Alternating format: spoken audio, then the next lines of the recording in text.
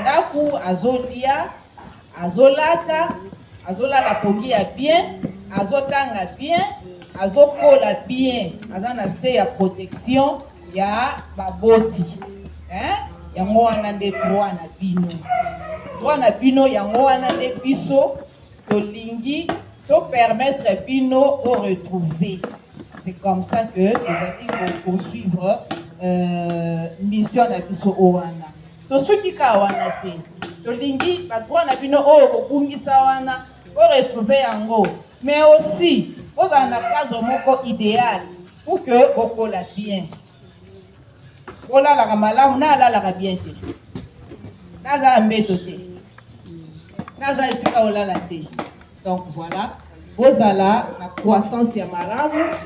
Ozala na formation na insistera toujours encadrer na biso bayebi ona o etali formation mukoni to koya ko futa classe pour le morote donc tolingi ozala former ezali pour que lobby binope Boko mabatu minene na kati ya Congo, boko mabatu minene na mokili o ya Nzambe sika Nzambe aobenga moko na moko. Po Nzambe nemta yebi vi ya mutu na mutu. Ayebi lobi Beni aozala nani, ayebi lobi Elvis aozala nani, mais pona okoma yango Nzambe lingi ke oleka na nzela moko boye. Nzela yango nde tozoleka lelo biso tozawana kaka pona kosunga bino ko se retrouver na nzela wana. Aux instructions d'école, autant pour maîtriser le métier oyo, partenaire na biso bazo futa pour que vous apprendre sur place. Ah on a kata c'est comme ils ont singa bino le côté, au futa transporter le côté déplacement donc vous en a souci wana ya au kolinga ba métier oyo, vous allez quoi apprendre sur place, c'est ça pour que lobby et sunga bino Bozala batuminene na kati ya Congo. Nani ongali ngaza pauvre? Nani ongali ngaza mutatina te? Nani ngaza mutapusu? Encore que batapusu bazana tina mais mutu nyonso alingi azala na position moko boye na société, azala bien. Hein? Bongo te? Okay. Prenez les enfants, on les a enrôlés dans l'armée des forces. Quand je dis des forces, ce n'est pas par la volonté, la propre volonté des enfants, non. On vous prend des forces, on vous enrôle dans l'armée. Bon, malheureusement, l'ami qui devait vous dire ça, il est encore en route. Lui, il est militaire, il a subi ça des contraintes. Comme vous, il était enfant comme vous. Aujourd'hui, il est papa, il a grandi, il a sa famille. Mais il était Kadogo. Kadogo à l'époque, là, de Musée Laurent Kabila. Lui, il allait vous montrer, bon, il va venir peut-être après moi, mais il va vous dire cette histoire, comment ça s'est passé, comment on l'a pris où, et qu'est-ce qui s'est passé dans l'armée pour lui. Il était encore tout petit.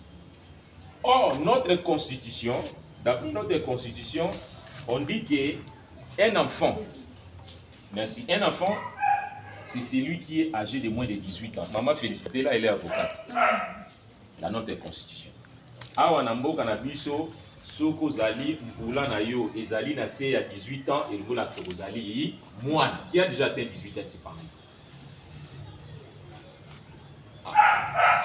Mais lui, je ne vois pas. Lui, d'accord. Lui, il a déjà atteint. Dans la plupart des cas, ici, la majorité, vous êtes âgés de moins de 18 ans, donc vous êtes encore des enfants. Et cette journée, elle est commémorative. C'est pourquoi je vais vous demander, commémorative, ça veut dire comme ça. C'est soutenir les autres enfants qui ont été pris de force, incorporés dans l'armée, qui ont été utilisés comme des militaires. Ils sont morts au front, à l'est comme vous, mais ils étaient des enfants comme vous. Ils n'ont pas eu la chance de vivre la vie que vous vivez aujourd'hui. C'est comme ça, cette journée a été déclarée une journée commémorative, puisqu'on doit soutenir par nos actions, soutenir par ce que nous faisons ici, nos amis qui sont des enfants, mais qui sont au front, qui se battent, qui sont des enfants. Est-ce que je me fais comprendre? En fait, ce n'est pas une fête. Est-ce que je me fais comprendre? Les a fêtés. Vous allez journée pour vous, pour soutenir baninga pour baza loko la bino. Biso to akona sengo to zolia ma fufu. Mais baninga mususu bakangi ba ona makasi ba kotisi bango ba komi ba militaire na propre gré na bango te. Donc c'est pas dans leur propre volonté. Et les autres meurent là-bas au front. Alors c'est comme ça cette journée a été déclarée comme Je ne suis même pas capable de donner un centime à Maman Félix. Ce que toi tu es capable de faire, c'est d'étudier. Maman Félix, c'est pas pour que vous soyez formation. N'est-ce pas? Oui. Maman Félix, c'est pas pour que tu aies quelque chose à manger. Dans l'objectif de te former en tant qu'homme utile à la société. Mais nous, ce sont dépendre de la volonté.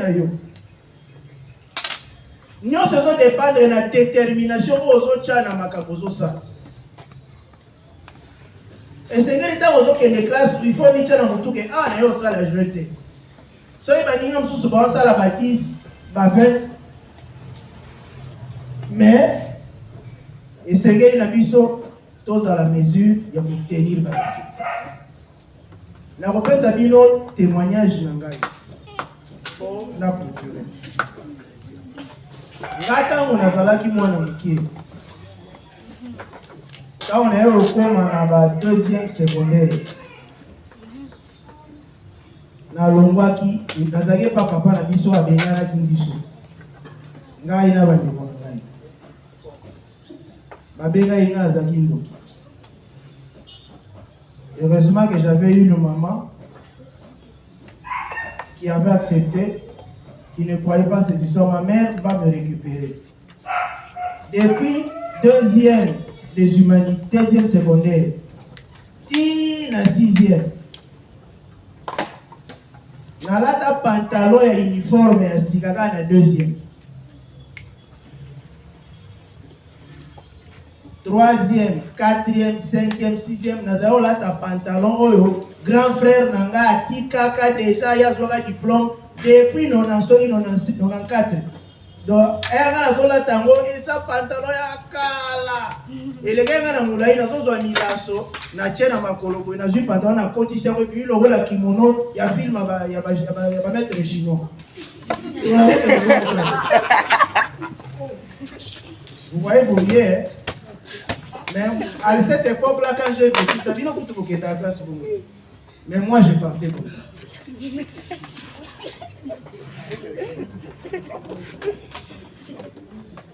Vous n'avez aucune idée des sacrifices que ma mère faisait pour me payer les études. Ma mère devait aller supplier des fois dans l'enseignant, dans l'école pour bâtir dans la classe. Mais je n'avais pas l'argent pour donner à notre maman. La seule chose que j'ai fait de bien, j'étais très intelligent et je n'ai jamais honte de le dire. Maman Félix, je suis très intelligent. Vous m'excuserez de le dire, mais je sais que je suis intelligent. Et je me suis efforcé d'être intelligent à l'école. Et la plupart des amis, avec mon état miséreux, possesser l'ombre mais aucun des gens. So moi pas fait quand ça te pour ba dire que garçon attendre mais là ce qui on sait qui a fait son réponse. Pendant que d'autres vont ça la succès dans la classe, pendant la basket, pendant la basket et comme ça, biso succès dans biso dans qui classe. C'était la meilleure manière pour moi de rendre tous les sacrifices que ma mère faisait. Et je suis allé comme ça jusqu'à l'université. Là, à l'université, on a dit les premiers. Il y a une classe là-dessus. J'avais distingué à l'université, on a dit premier. Vous comprenez? Donc c'est pour dire que le tout dépend de la détermination. Moi, quand j'ai quitté la maison, je n'allais pas pour qu'on ne puisse pas lâcher. Et dans mon tour, je n'ai jamais colobaqué. D'accord, sur la tête. Donc là, je suis à côté de Chine, on a des professeurs. Ma maman saurait la tombée à Moussim. Depuis que j'étais dans Bleu Blanc, si vous avez une université, c'est ça qui est. Et je vous exhorte de vous